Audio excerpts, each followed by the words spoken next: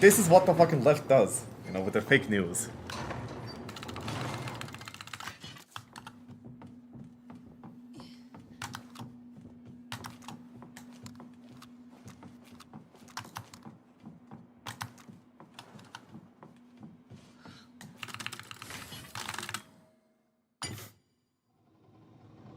Okay, fine. Topic change. Max, I'm about to start my next cut.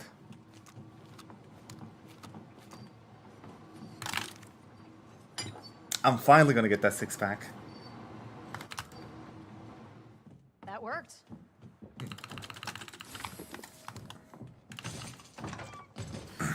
Last summer.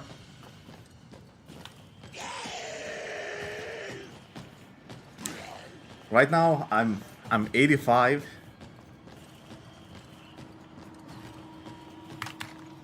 No, I just lifted 170.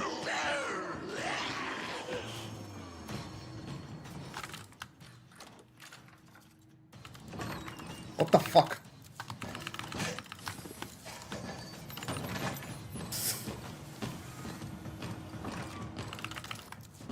No, I'm cutting now.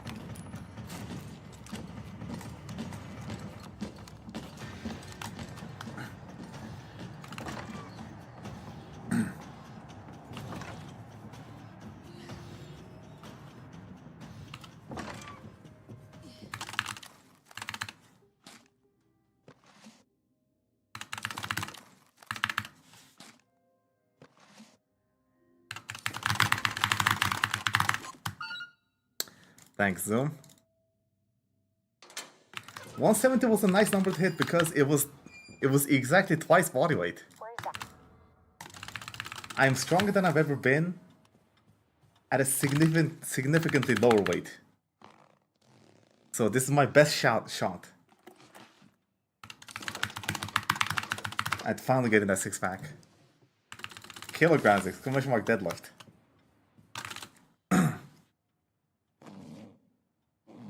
Exclamation mark deadlift if you want to see.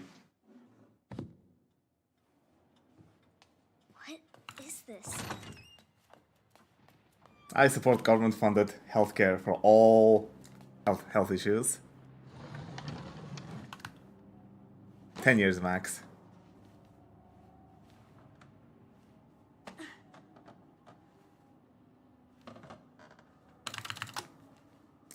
The kink, thanks for the good luck.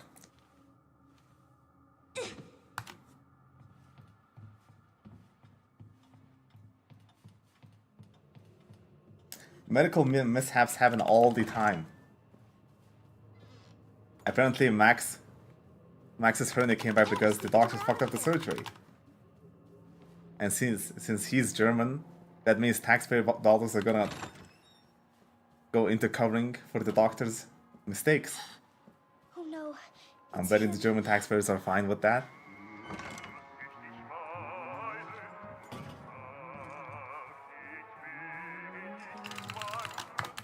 $115? Yeah. You are gonna be so fucking sorry! Go away! Help! Somebody, please! You stupid bitch, that's a dead end!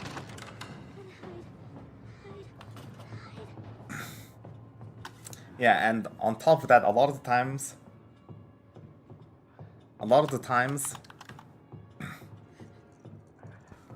the reason why people detransition is because of the difficulty of transitioning, not necessarily because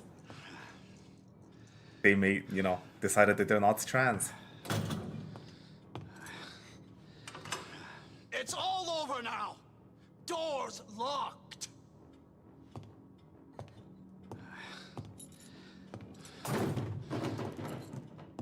Where are you?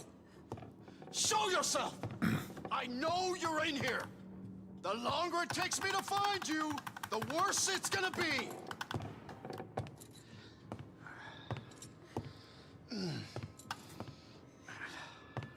You're gonna pay for it and you're gonna like it, okay?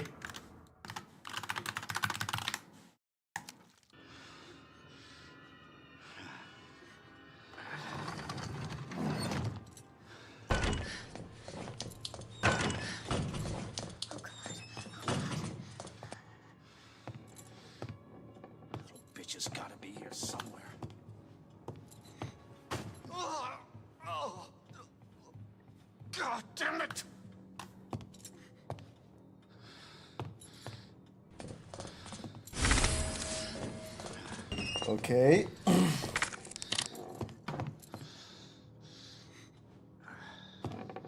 Yes.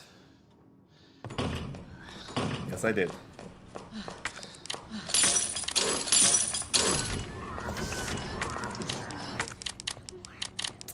Thanks, Max. That's a good plan.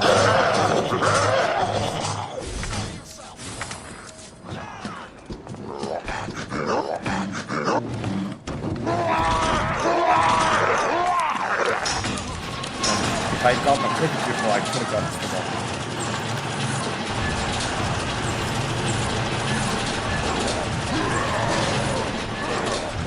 Anybody here? Anybody here?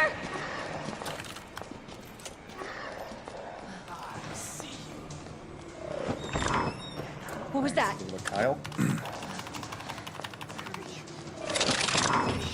What was that?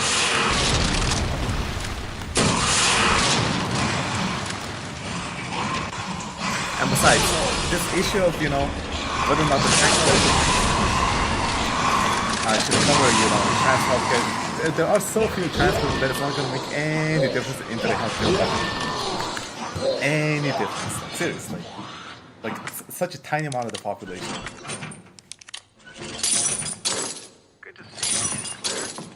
Unlike people who need colonoscopies, you know? Which is like the majority of men. Just you wait, asshole.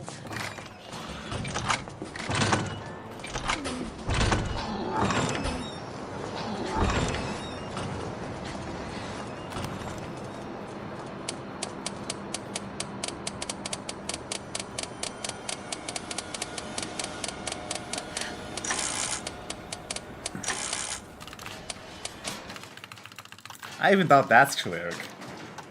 I want to bet the number is way smaller than that.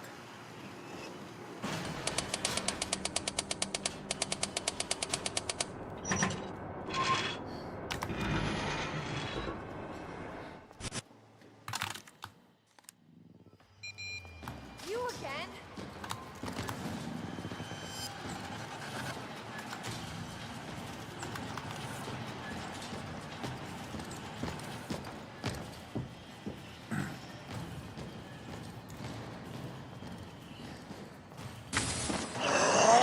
You know what?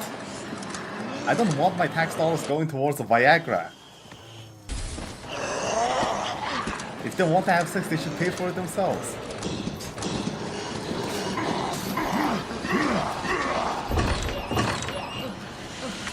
That's the only way forward.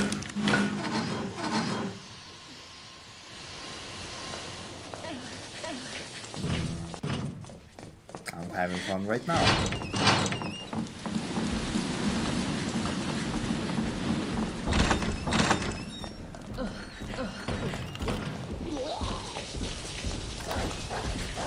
Apparently, some of the cables can be vibration detected. But you should be able to, after you plug it in, you can't have it all the way.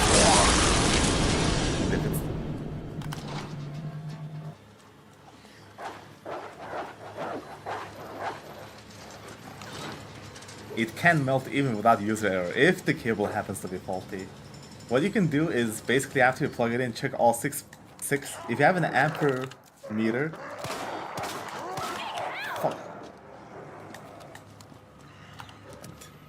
ammo count is Gotta terrible be now. the orphanage. If you have one of those tools that can check the current of the wires, you can check all 6 individual wires and see that they're all load balanced, or you can just check the temperature of the individual wires with your hands.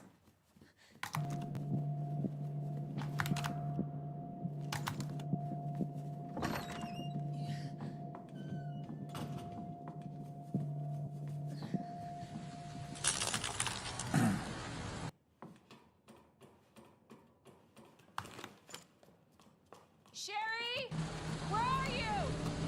Claire, Sherry. Basically, the issue is that the wires are not load balanced in between themselves, so there's 6 wires carrying the power. Go, go, go! And the 5098 is a 575 watt GPU, so theoretically each wire Don't stop! could be carrying just under 100 watts, but depending on how much contact the pins on the plugs are making, Keep going. the load can be going across Go, go, go! any of the wires in any amount. And in the worst case scenarios where a single wire is carrying all like 575 watts is where the melting is happening. Keep going. Now I'm gonna smell like shit. Literally.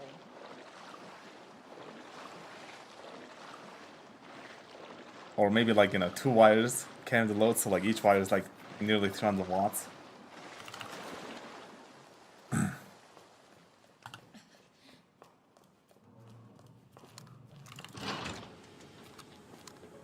Cable car. Here?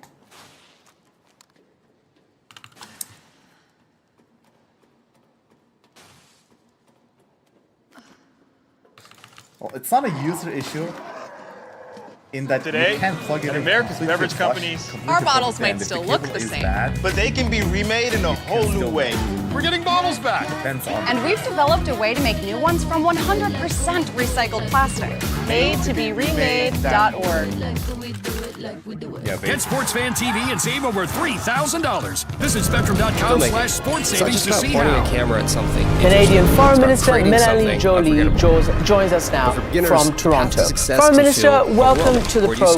program. What gear do you Can need? I How do you first find your start first with class? what is Thank you. directly So in hitting this video, your I'm going to share country? 7 essential tips that will guide It you is, step by I step think to your becoming Prime Minister said, a full-time trade war. The US has Yeah, launched a that's trade war. Can Can you tell me how this is affecting you? And did you ever really don't need a expect your $5,000 closest, setup to create you know, something. ally with a Some of the best 5,000 filmmakers mile started border with what they to had, get whether into it this was kind a of fight camera, with you? a borrowed lens, or even their phone. It The could key still isn't hold Well, this what is you use, completely it's how you use it. unjustified Creativity and and resourcefulness, no matter unjustifiable what coming you from the want, Trump your gears, administration. price tag. Canada is One the of the most biggest popular trading YouTubers of our partner to time, the U.S. Casey Neistat, We're the biggest made some of his client. early We buy viral more videos with from nothing more than a American simple businesses point-and-shoot camera than the and sheer UK, France, ingenuity. It's China, proof that great and Japan storytelling and a clear vision combined. can outshine So, expensive gear when every President time. Trump If you're in the market for a camera, actually start by opening imposes up Facebook 25% Marketplace. tariffs Look against for our economy entry-level and starts a cameras like trade Canon war, EOS he Rebel is series, actually Sony going A6000 after his series, or own my personal American favorite on the people budget because side, this will older cost more Panasonic Lumix for models. them These obviously aren't at going to the be the pump, latest releases, at the but they grocery still store, pack a or punch, when they especially for buy a new beginners. house, Once you or get they a want to camera, pair it with some do affordable renovations. secondhand essentials So, like a sturdy this will tripod, drive simple the shotgun cost of microphone for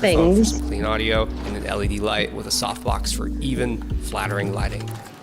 You'd be surprised. This entire setup can cost just a few $100s if you shop smart. And if your budget is tight, don't overlook the power of your smartphone. Upgrade to a model like the iPhone 15 Pro or newer. These phones shoot in a professional grade codec and color profile called ProRes Log, which gives you tremendous control in post-production, similar to high-end cameras. I actually teach you exactly how I get shots like this with my iPhone in my mini course, Pocket Filmmaker. So here are a few key questions to ask yourself when buying your first camera.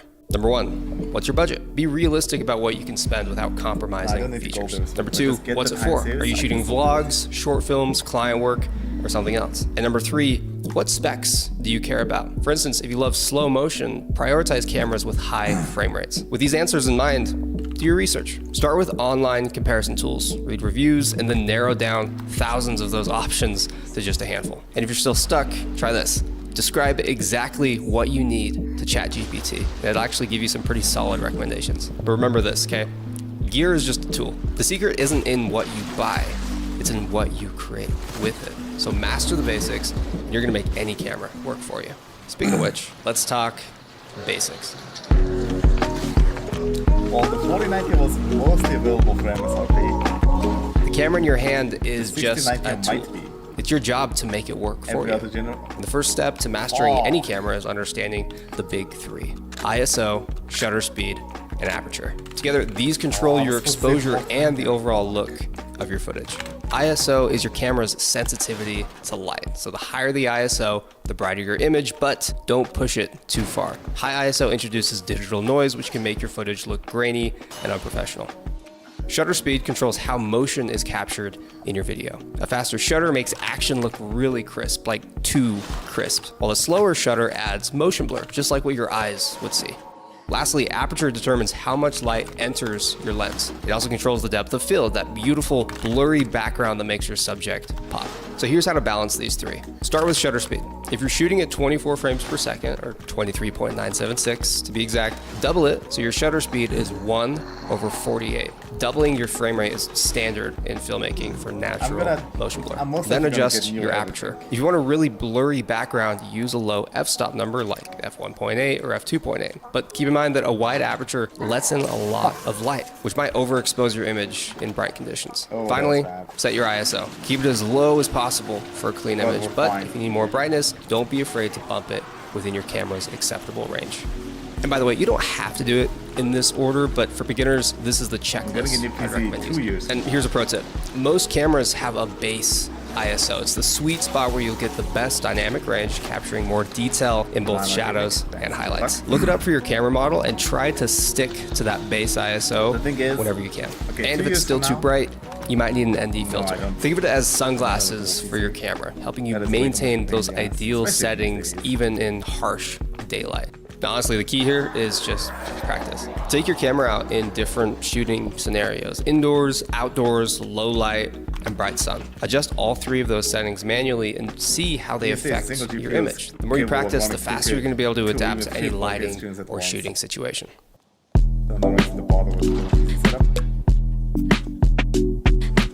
Lighting is, without a doubt, I think, the most important element of your video. Without good lighting, even the best camera in the world is not going to save you. The trick is to control and shape the light to flatter your subject. So I recommend starting with a really simple 2-light setup. Place your key light slightly to the side of your subject at about a 45-degree angle. What this does is create some soft shadows that really add depth to your shot.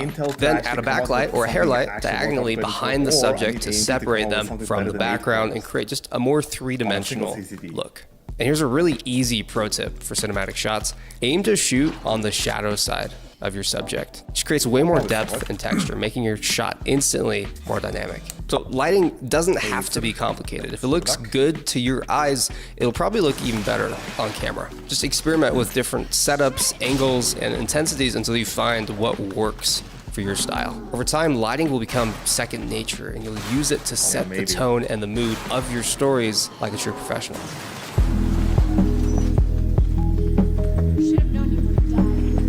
Have you ever heard the saying, a picture says 1,000 words? A beautifully crafted video can say way more. A single shot has the power to evoke emotions, tell stories, and leave lasting impressions. And while you don't have to plan out every shot, I recommend it, especially when you're just starting out. So before you even turn on your camera, it's worth just taking some time to map out your video. Planning it might not sound exciting, but it's the foundation of every great film, from YouTube shorts to Hollywood blockbusters. Start by asking yourself these two questions. Number one, what's it about? What's the message you're trying to convey?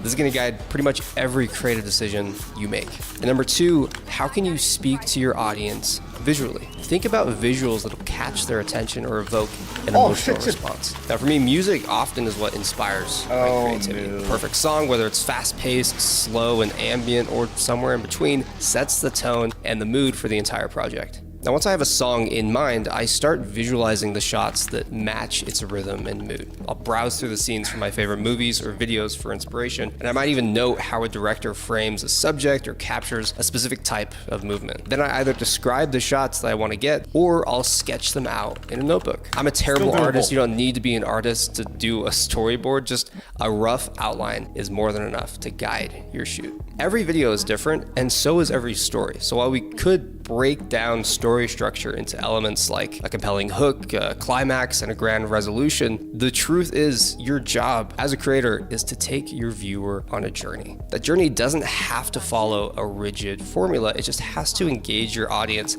and leave them feeling something. Whether that's awe, laughter, or inspiration, it's up to you to decide.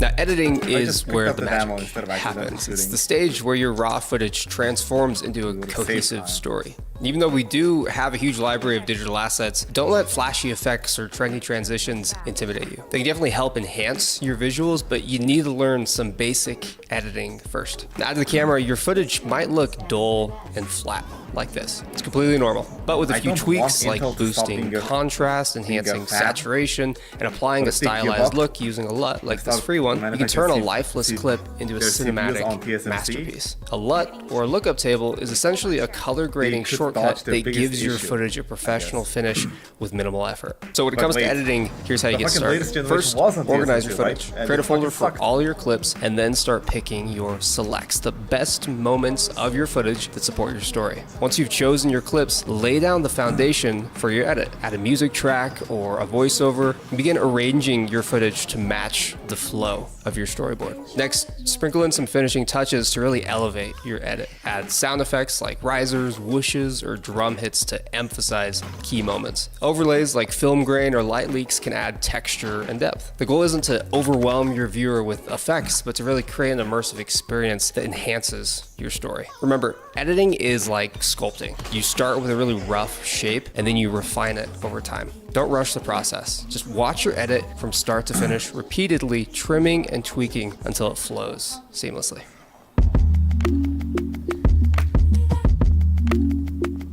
Now, just being able to create something that you're proud of is the goal for many of you. But what if you want to turn your creativity into a career? Before I dive into this, remember that just because you've acquired this new skill set of creating cinematic content, it doesn't mean that you have to launch a production company. You can create a product or a service that you're really passionate about and then use your new talents in filmmaking to augment your brand identity, to make content that resonates with people or customers you want to work with. But if you do want to start a production company, here's 5 steps to breaking your first $10,000 a month. Step number 1, define your ideal client. What industry are they in? How big is their company? What are their content needs? Make a list of companies you'd like to create content for. Step 2, make your brand. What branding would your ideal client resonate with? Decide on a name, a logo, and a portfolio that would appeal to them. Step 3, create a package that solves a problem your ideal client has. Maybe they need better social content. Put them on a quarterly retainer that includes photos and videos to strengthen their online presence. You're selling a solution.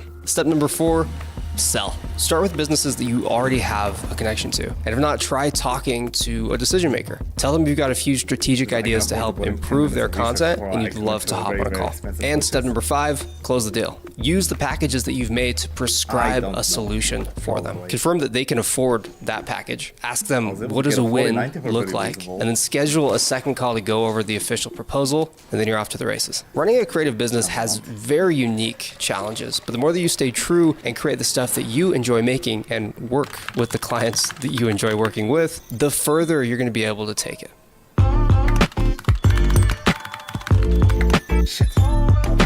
A book that I discovered early on in my creative career is called Steal Like an Artist by Austin Kleon. I used to just beat myself up thinking that I wasn't improving fast enough or I didn't have any original ideas, like I wasn't all that creative. And after flipping through this, I realized that nothing is original. Everything that you've ever known is a copy of something else. And not only that, there's no finish line. Like there's no point in your creative journey where you've just made it. In reality, nobody knows what they're doing. Even the Casey Neistats and the Peter McKinnons and the Sam Colders, but they do it anyway. So if you've made it to the end of this video, what I'm about to say next is specifically for you. You have an obsession.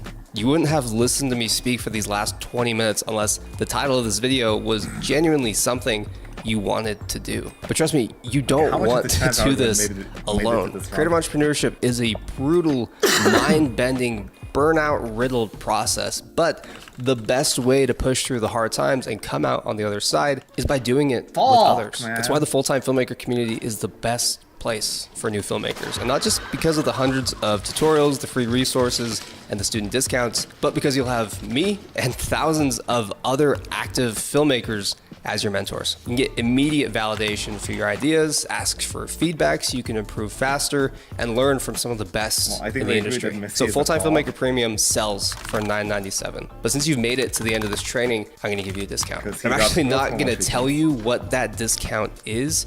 You're just gonna have to hit the link in the description that says enroll in Full-Time Filmmaker, go to checkout, and then enter in the coupon box obsessed. You'll get a great discount and lifetime access to all 700 plus videos, our private community, and any new content that we put out. And if lifetime access is out of reach, you actually get started for even less with an annual subscription. I put a link below if you want to learn more and enroll. As always, thanks for watching, and if you have any further questions, please let me know.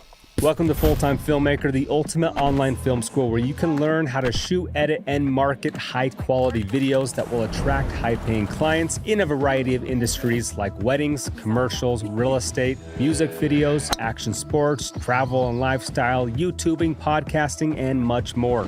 Having produced content myself in all of these industries over the past decade for big-name brands like Hyundai, LG, Canon, Adobe, and DJI, I've learned what high-paying clients are looking for in a video that will keep them hiring you for more years to come. Now in this program, we have over 700 training videos totaling over 100 hours of tutorial content, teaching you what type of gear to buy, all the technical terminology, the basics of good cinematography, in-depth lighting training, how to edit a video from beginning to end in Premiere Pro, Final Cut, and DaVinci Resolve. And we also have extensive business and marketing training that will teach you how we've helped thousands of our members quit their day jobs and turn six-figure incomes as full-time filmmakers.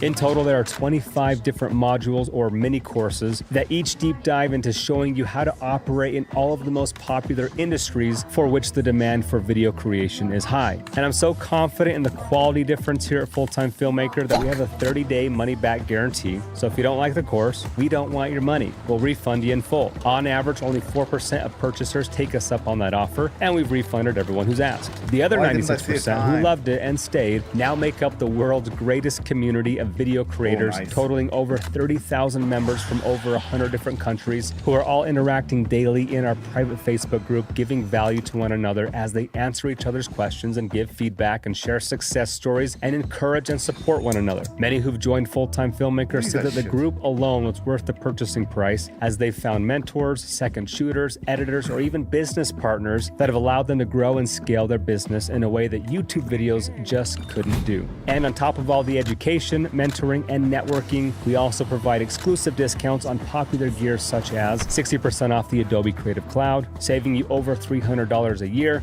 50% off Red Giant software like Pluralize or Colorista, and up to 10% off a host of camera brands as well. And lastly, the course includes a wide range of free assets and downloads such as my favorite orange and teal LUT that I use on a lot of my videos, Premiere Pro, DaVinci Resolve, and Final Cut Pro keyboard shortcut presets, a link to download a huge library of free quality sound effects, along with a folder of 100 of my most used sound effects, raw footage, and a Premiere Pro project file from several different shoots so you can see behind the scenes look at how we operate in the editing room. And we also provide contract, waiver, and invoice templates to assist you in running your business. And as soon as you join, you get instant access to all 700 videos, along with any future content that we add. And you can watch at your own pace as many times as you want from your phone or your computer, and you can even download the content on our mobile app for offline viewing as well. So whether you're a beginner with zero knowledge or already have some experience but are looking to scale your business to the next level, Full-Time Filmmaker teaches you everything I know about how to shoot, edit, and market stunning video content. So get signed up today to see why many who used to rely solely on YouTube or already spent tens of thousands of dollars at expensive film schools are calling this program worth every penny. If you have any questions, feel free to email me at support@fulltimefilmmaker.com, and we'll see you inside the course.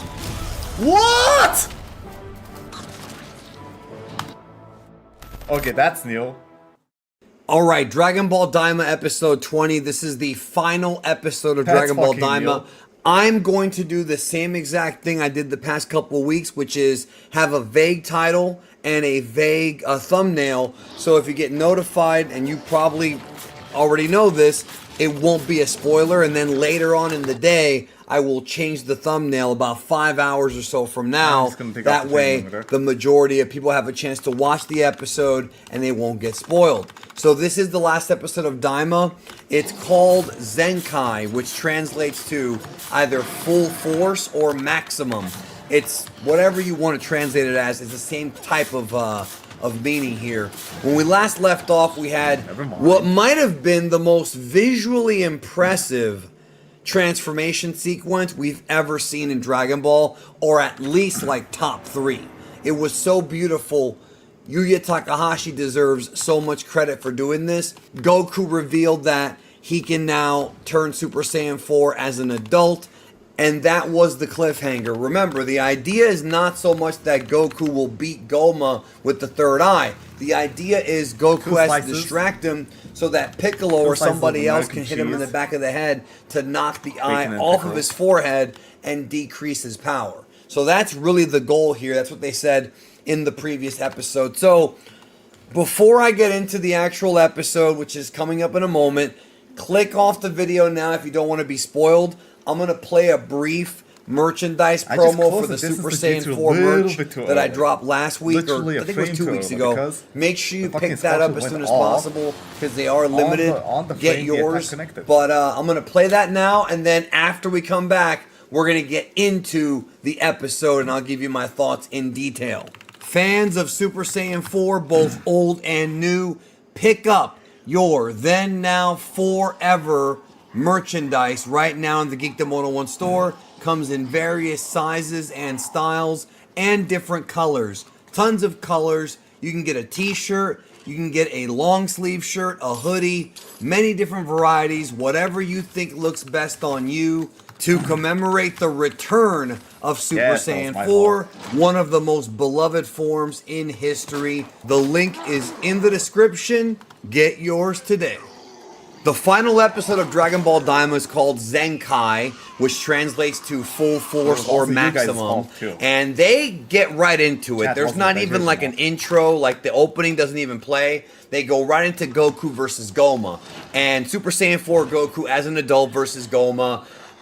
They start going at it. This is the Sheeta cut among other animators that were in there. And it's just when it comes to just pure animation, when it comes to just pure like aesthetics, this was for certain like worthy of a Dragon Ball final battle. It didn't quite have like the back and forth seesaw storytelling that we saw from Frieza or from the Cell fight, like some of the older era Dragon Ball fights. And that's something that modern Dragon Ball's kind of been missing, is that type of storytelling where you have like multiple episodes.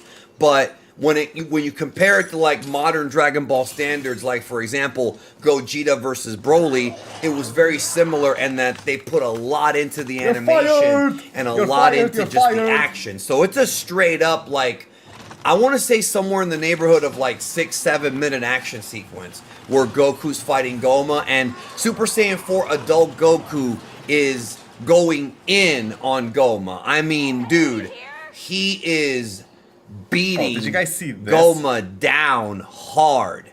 Like, Goma's never felt this kind of pain before, but of course the third eye keeps him in the fight. They start going back and forth. A lot of highlights here. Goma busts out this new technique where he creates these purple orbs and he throws them at Goku. Goku's dodging them. At one point, like, even the opening shot is a big punch to Goma's face. Very well done. He goes down. This is something that I really cannot describe through this review. Like, you just have to see it. Like, it's that visual. Remember that scene in Dragon Ball Super Broly that was actually a tribute to the original Broly movie where Broly grabs Goku by the head when he's in God form and mushes his head into the ice, like, and then just throws him. There's a scene where Goku kind of punches Goma into the rocks, and actually Goma uses his telekinetic powers to use the rocks against Goku, and that was reminiscent of some of the things that Frieza was doing. I do want to comment that when he fired the purple orbs, it looked like he was getting the power from like the staff. But then later, he does like a modified version where the orbs turn green and fire ki blasts at Goku, and Goku has to like dodge them, move out of the way and whatnot. Like I said, there's a lot going on. It's one of those animated sequences where you have to sort of watch it in slow-mo or pause your way through it to see all the detail of, because it was moving so damn fast. At one point, Goku powers up and starts to demolish Goma. I mean, he is just ripping him to pieces with blows, dodging Goma's hits, counterattacking, just completely annihilating him, bro. He starts to glow, which some people are going to think may have been a tribute to Ultra Instinct. I'm not so sure about that because we've seen Goku glowing like this multiple times in the past, but it certainly looks cool. At one point, he puts his arm up in the air and like lightning comes down like the Thundercats, right? And he starts to power up a Kamehameha. This was and this is after Goku powers up. I think at first when he's powering up, for a split second, I'm like, wait, is he gonna transform again? Like it looked like that. But all he did was just elevate his ki to the max power to fire a Kamehameha. This is the most over-the-top Kamehameha we've seen in a long time. Probably since the one that Goku did on Kefla. It's up there. Goku fires this Kamehameha. It chews through Goma's purple orb energy, blasts a hole through Goma, which did you guys see that basically blasts a hole not only through Goma, but this Kamehameha was so powerful, it fired its way through all three of the demon worlds. So so Goku made a giant hole in between Demon World 1, 2, and 3. This is insanity. This is one of the craziest feats that we've seen in quite some time. Like, he put a hole in the skies, man. That was wild. It got so crazy that, you know how Demon World 2 has like water, like the water, it's like the water area where it's mostly a big ocean. The water starts to like drain into Demon World 1. Like, you see the Tamagami there for like a second. That was just, it was so over the top. It might not be something that you would call multiversal tier, but for Daima standards, as far as that goes, it was insanity, and it's still worth putting up there in one of the top Kamehamehas of all time. Like, it really was just a blend of colors. So the blast goes right through Goma, puts a hole in his stomach. This is just like what happened with Piccolo, Raditz, and Goku at the beginning of DBZ. Like, the hole rips right through him. So Goma should be dead. But then the third eye starts to like regenerate him. Now, it's not as quick and as potent as the Majin Buu regeneration, but this just shows the third eye makes you damn near immortal. So Piccolo tries to hit Goma in the back of the head as planned. This was planned. And he goes for the blast, but Goma smacks him away. So it failed. Piccolo failed. He was unable to do it. Goma starts to power up the third eye again. And, you know, it starts to just energy everywhere. He's regenerating, lightning everywhere. He creates a force field to block everybody out from attacking him. And while all that's going on, of all people, outside of characters like Bulma and like Hybis, probably the weakest fighter of all of them, Majin Ku. Of all people, Majin Ku comes up from behind Goma, and he's got the book. He's got that big, thick book that Arintu had, and he smashes the book in the back of Goma's head. And that's what knocks the third eye out. The third eye literally pops out of his head. Goma goes back to his original form, like the short form. Glorio steps on the eye, and the battle is over. This was crazy. Of all the characters, Majin Ku. Now, the one big surprise is that they did not use the fusion bugs here. I genuinely thought that the foreshadowing in episode 4, even though I had no proof, I thought that the foreshadowing in episode 4 would lead to some kind of fusion, even if it was a comedy fusion, like Ku and Do. I saw some people say they wanted Super Saiyan 3 Vegeta or Gogeta, and I told everybody to keep their expectations low, not because I knew that the fusion bugs would be like not Goku Vegeta fusion, but because I suspected it was going to be something new. But they didn't even use the bug. So to me, that's actually bad, because that type of foreshadowing and not delivering is just not something you want to do. I think that's a bad move. I knew that there were going to be some plot threads that couldn't get resolved in the last episode, because it's a regular length episode, and you just can't resolve everything in one episode. You just can't. Because there was too many unfinished plot threads. So I kind of knew that they wouldn't be able to resolve everything, but I really did not think that the bug fusion is something that they would not be able to resolve. Like, I thought that was for sure happening. Like, and I'm not the only one. I saw the comments.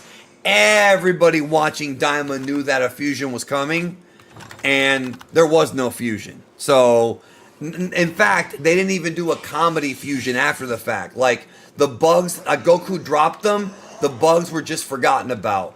That was very weird and honestly kind of disappointing.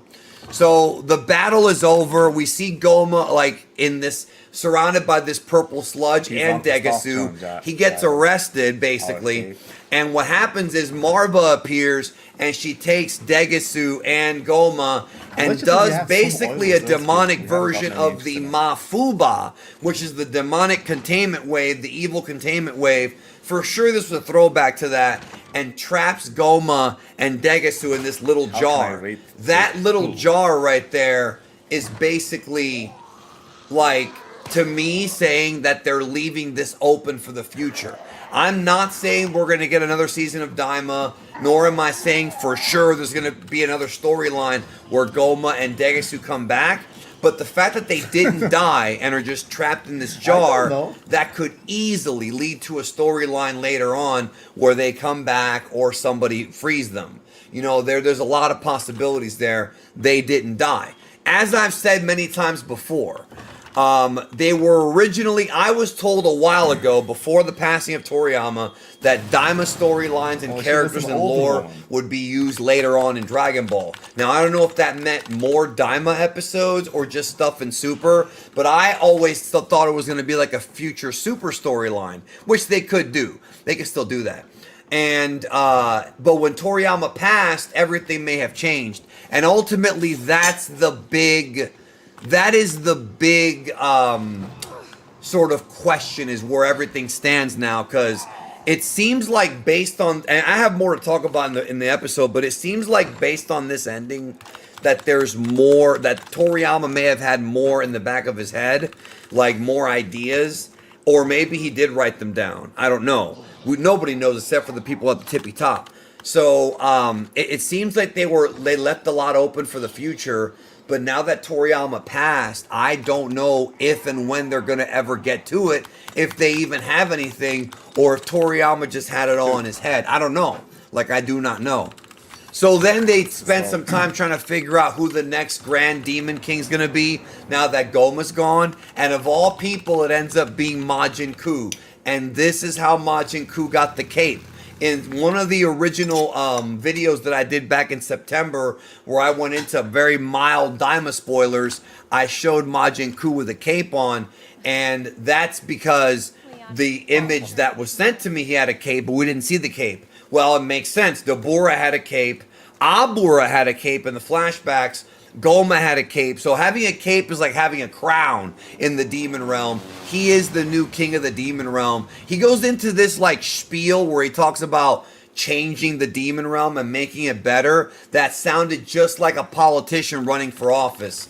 Like, you know what I mean? It was so goofy. So of all people, Majin Ku, who's not the strongest guy, is now the king of the three demon realms. And that was kind of, again, unexpected. It was very unexpected. Toriyama always throws curveballs in these things. The lack of fusion, I think, was another curveball. Very much so. So Pansy gives Bulma one of the little crystals, the Magiite crystals or whatever, so she can take it with her. Again, it seems like they were setting something up for later with this, but I'm not sure. Then we have a conversation with Goku and Vegeta, and Vegeta asks Goku about the new transformation. Now, first of all, Goku straight up calls it Super Saiyan 4. He says Super Saiyajin 4. And he said that he continued to train after the Buu Saga, which is true. Well, he didn't say after the Buu Saga, but he continued to train, which is obvious because Vegeta did too. And he says that he always thought he had it in him, but he didn't even know. It just kind of happened, is what he said.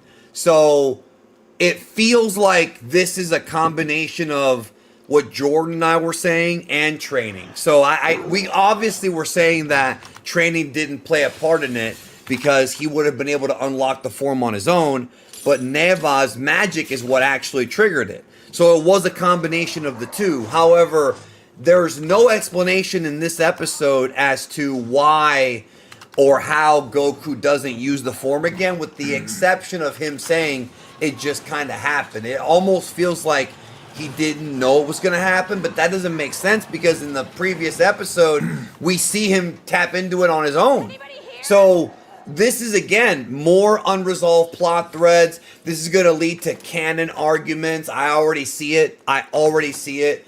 Because people obviously want to know, if this is in the same timeline as Super, why didn't we get the explanation? Why didn't we get the Supreme Kai refusing with Kibito? We didn't even see the fusion bugs at all. They left a lot of things open. In my opinion, too many things I felt they left open. And that, to me, is going to lead to some disappointment among fans. Not to mention, I really thought we were going to see Gohan in the last episode.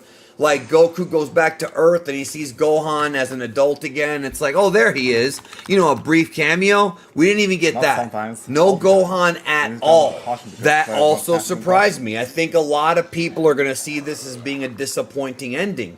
Now, the first part of the episode with the fight, that was glorious. I mean, that was just, you know, a very well executed final battle of Daima. But then the final 12 minutes or so, I think could have been used better and did feel a bit rushed. There were some moments we didn't see.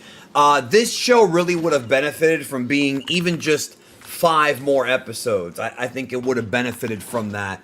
But it was what I was worried about when I was reviewing episode 13, 14, that they would not be able to fit everything in. Because if you remember, even Dragon Ball Super's last episode tried to cram a lot into that last sort of half of the episode.